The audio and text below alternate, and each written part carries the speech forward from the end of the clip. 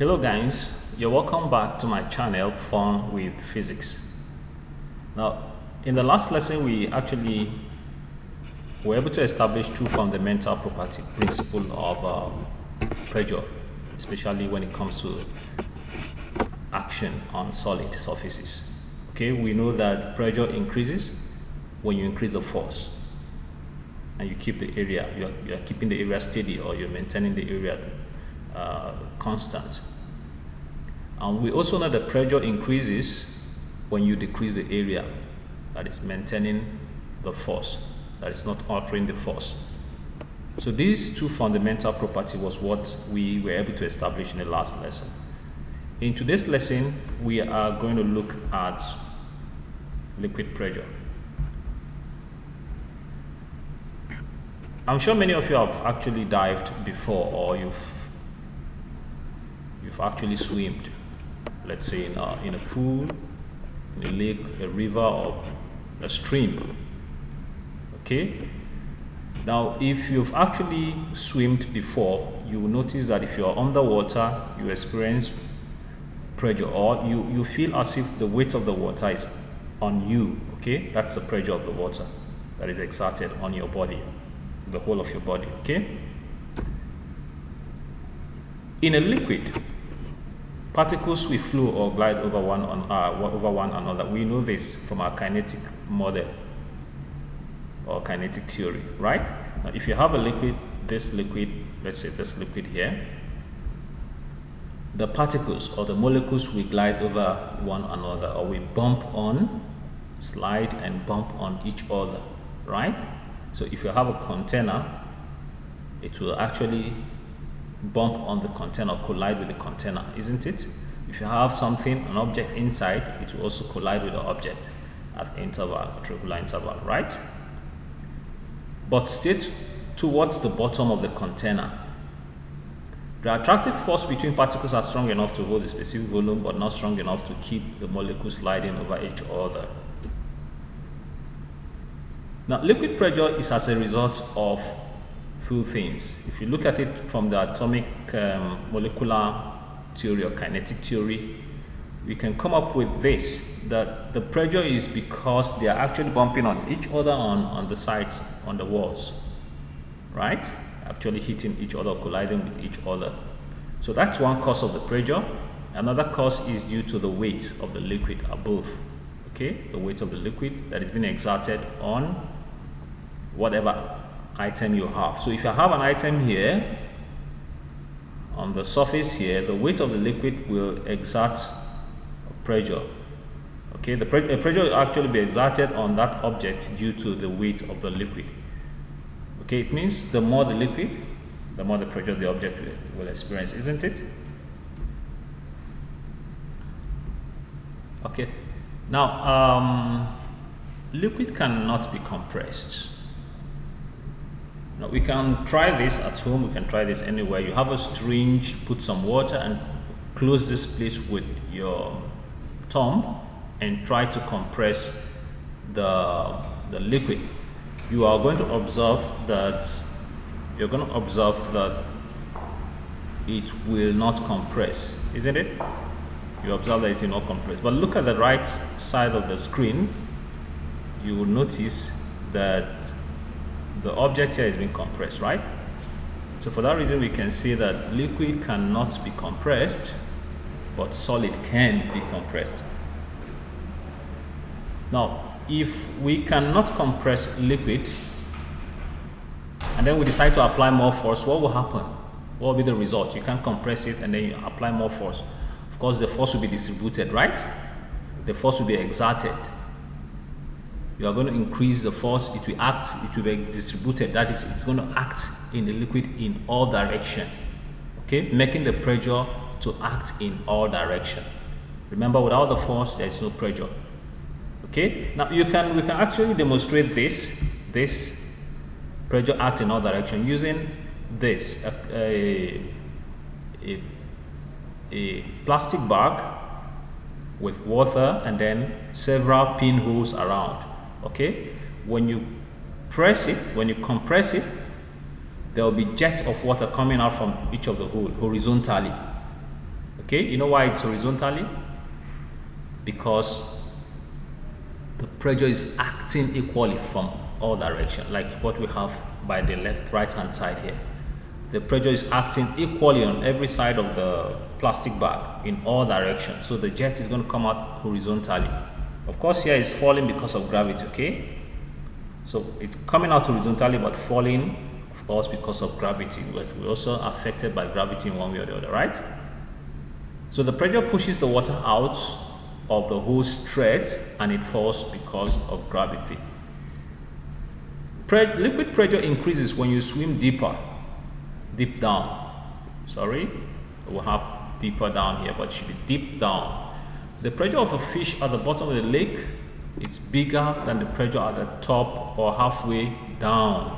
Okay, why is this so? Why is this so?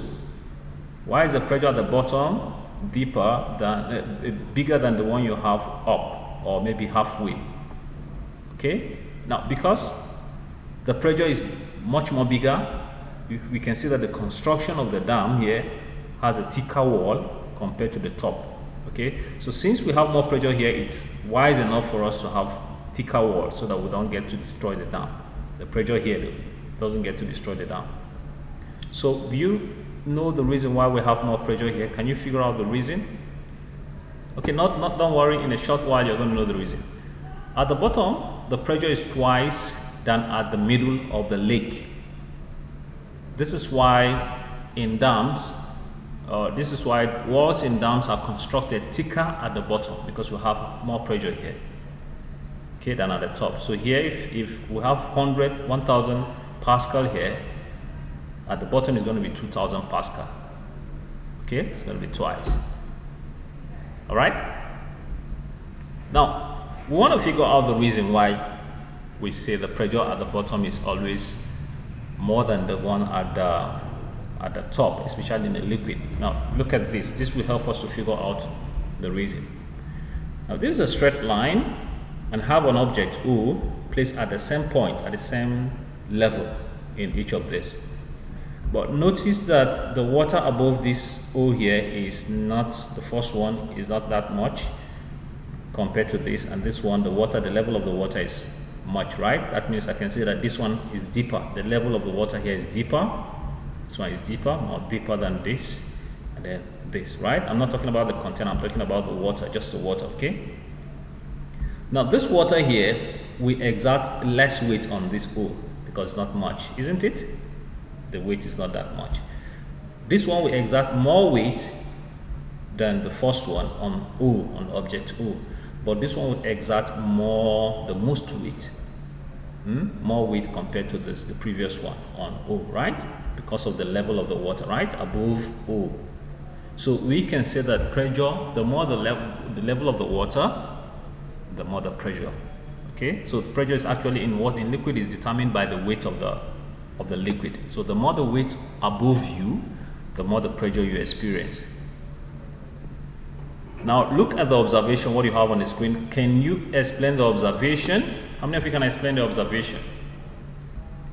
Now in this container, I have 1, 2, 3 holes, 4, 5 holes on a plastic, and then filled with water, but the jet down is more than the jet up. Okay, this one is more jet compared to this, and this more jet here compared to this, more jet here compared to this, and this one is the least. The water coming out from the top is not that much. Now the reason why the water is coming out more here is because the weight of the water above is much. So it's like you're pushing the water. The one above is pushing and forcing more water to come out from here, right? So we can say that the pressure down here is more than the one here, okay, followed by this, and so on. Pressure and diving. Now, because of the knowledge of pressure and depth, divers do use vessels like submarines and other form of vessels, similar vessels, to move down, or whenever they are going down, whenever they want to move down in the ocean, they want to go under the ocean, they use vessels that are resistant to these pressures. They know that down there, deep down there, there is a large pressure exerted by the water. Okay. Now, in a nutshell, we can group these properties, some of the properties we've mentioned earlier, into some groups, some of these groups. Okay. The first one is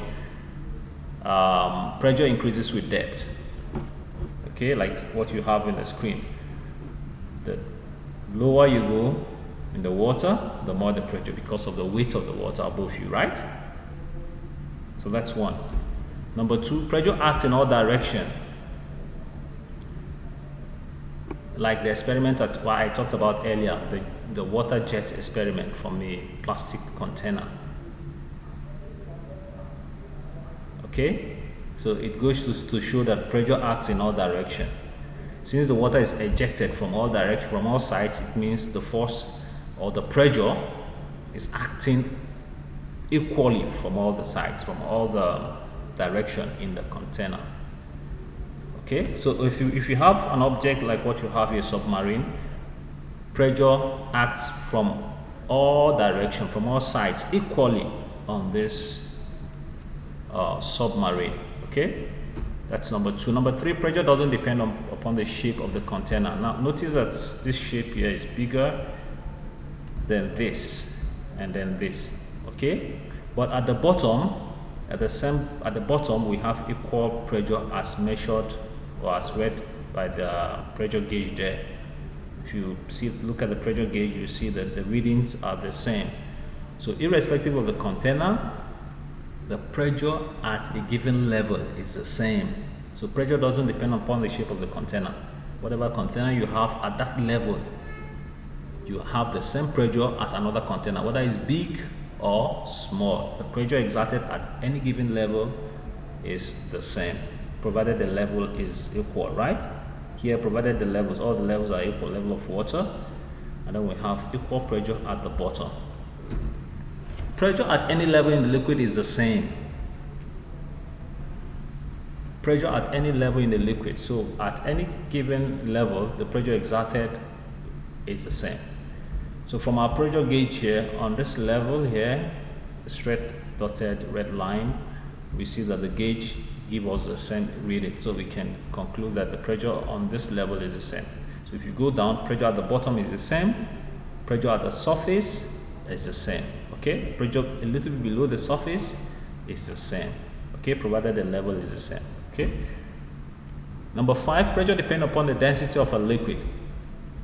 Remember, density is the mass per unit volume. That is the mass you have in a given volume. Amount of mass you have in a given volume. Okay. So the more matter something has, a liquid has, the more pressure it exerts, that is being exerted at any given height or at any given level. Okay. Now we know that salt water has more mass because it is made up of both water and salt, isn't it, compared to fresh water. So salt water will exert more pressure on any object at any given height compared to fresh water. Okay. This is also true for water and oil. Water is more dense, more heavier than oil. Let me use the word heavier, but that's not the right word for explanation's sake. It's more dense than oil. So pressure exerted at any given height is more. As you can see in this diagram, we have the jet here is longer than big jet, meaning that the weight here exerts more pressure at this height, at this level, compared to this one. Okay, compared to the weight of this oil on this point. Okay. Now, measurement of pressure. We can measure pressure using several instruments, but one of the instruments is a pressure gauge. We have others like the U2 manometer and so on. We have the barometer for atmospheric pressure and so on, but the common one here is the pressure gauge. In the pressure gauge, pressure in the liquid and gas are measured using a pressure gauge. A pressure gauge has a coiled metal tube a pressure gauge has this, a coiled metal tube, which strengthen out, okay, as a result of increased pressure inside. Okay, increased pressure inside. This moves the needle to show the reading on the scale. So this is a simple common instrument we see on our day-to-day lives using measuring pressure. You can see them where we have a motor mechanic workshop, okay, to measure the pressure in a tire and so on. You can see it in a hospital like we have here to measure pressure. All right. So guys, I want you guys to go to Google Classroom and give me a feedback. Okay, give me a feedback. I want to know if you actually understand this lesson or not. All right. So, and you can also contribute. You can also add one or two ideas, especially some of those cases that I showed you earlier, like this case. You can add one or two ideas. You can explain your observation here, okay, on Google Classroom. So I want to see your feedback, okay? Have a nice day and enjoy your day.